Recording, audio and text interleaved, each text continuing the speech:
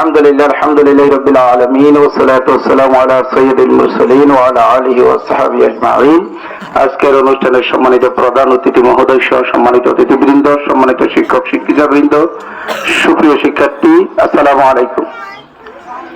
আমরা আজকের এই অনুষ্ঠানটি আপাত দৃষ্টিতে মনে হতে পারে যে খুব ছোট অনুষ্ঠান, খুব ছোট ছোট বাচ্চারা, তুলনামূলকভাবে মঞ্চের যে অতিথি, আলহামদুলিল্লাহ অসাধারণ অতিথি, এরকম অতিথি দিয়ে আমরা মিনিমাম এরকম আরো 8-10টা প্রোগ্রাম করার মতো এই বারোয়াখালীর সূর্য সন্তান এখানে উপস্থিত আছেন। তো এই ছোট ছোট বাচ্চাগুলোই একদিন সম্মানিত অতিথিবৃন্দের বক্তব্যে ওনাদেরকে দেখে অনুপ্রাণিত হয়ে এই ধরনের মঞ্চকে আলোকিত করবেন এই আশা ব্যক্ত করছি। তোমরা সেভাবে গড়ে উঠতে পারবে তো ইনশাআল্লাহ। 2 নম্বর হলো সেবা ভাইজান সহ সবার বক্তব্য এসেছে প্রতিষ্ঠানকে সহযোগিতা করা। প্রতিষ্ঠানকে সহযোগিতা করার অর্থ হলো প্রতিষ্ঠানের পাশে থাকা।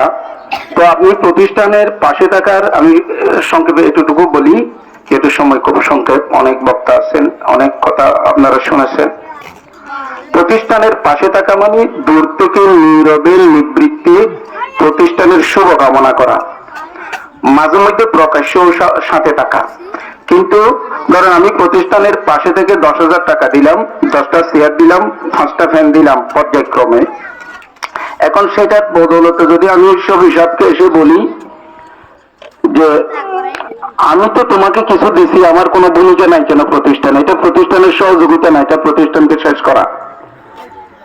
প্রতিষ্ঠানের সহযোগিতা হলো যারা প্রতিষ্ঠান পরিচালনা করবেন শুধু ওনাদের দিকে তাকিয়ে থাকবেন যে ওনাদের কর্মকাণ্ডের কারণে প্রতিষ্ঠান এগিয়ে যাচ্ছে কিনা, সমাজ আলোকিত হচ্ছে কিনা। যদি তাই হয়, মানুষ হিসেবে কিছু ভুল ত্রুটি থাকলেও স্যাক্রিফাইস করে নীরবে নিবৃত্তি ওনার পাশে থাকতে পারলে প্রতিষ্ঠান গড়ে উঠবে, এলাকা আলোকিত হবে।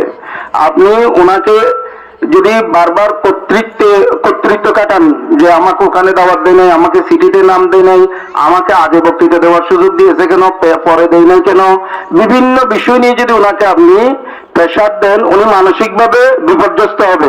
কারণ উনি আপনাকে সম্মান করেন, আপনাকে অ্যাভয়েড করতে পারবেন না। যেহেতু আপনাকে উনি অ্যাভয়েড করতে পারবেন না, সেহেতু উনি এটা মনে মনে একটা যন্ত্রণা ভোগ করেন। এই যন্ত্রণা থেকে আর উনি প্রতিষ্ঠানমুখী হতে পারেন না। একবার রাতে আপনার বাসায় যেতে হয়, আরেকদিন আরেকজনের বাসায় যেতে হয়, তাকে ম্যানেজ করতে হয়। এগুলো করতে করতে ওনার মাথার চুলগুলো বাকিটাও চলে যাবে, প্রতিষ্ঠানও শেষ হবে। আমি সবিনয় অনুরোধ করব, প্রতিষ্ঠান প্রধান শফি সাহেব সম্পর্কে জানেন, কথা বলার বিশেষ সুযোগ নেই। ওনাকে ধন্যবাদ এবং কৃতজ্ঞতা জানাচ্ছি। বারোয়াখালী এই যে কৃতি যারা আলোকিত ভাইয়েরা আছেন, আমি আজকে নাজিম ভাইজানকে দেখে অনেক আগে হাই স্কুলে একসাথে আমাদেরকে আদর করতেন, খুশি হলাম যে গুণীজনকে সম্বর্ধনা দেওয়ার একটা আয়োজন করেছে, এই জন্য ওনাকে ধন্যবাদ জানাচ্ছি। আমি আশা করব নীরবে নিবৃত্তে আমরা প্রতিষ্ঠানের পাশে থাকবো। এই প্রতিষ্ঠানকে বারোয়াখালীর নয়, শুধু কক্সবাজারের একটা শ্রেষ্ঠ প্রতিষ্ঠান করার জন্য ইনশাআল্লাহ সার্বিক সহযোগিতায় পাশে থাকার অঙ্গীকারাবদ্ধ হয়ে আমার বক্তব্য শেষ করলাম। আসসালামু আলাইকুম।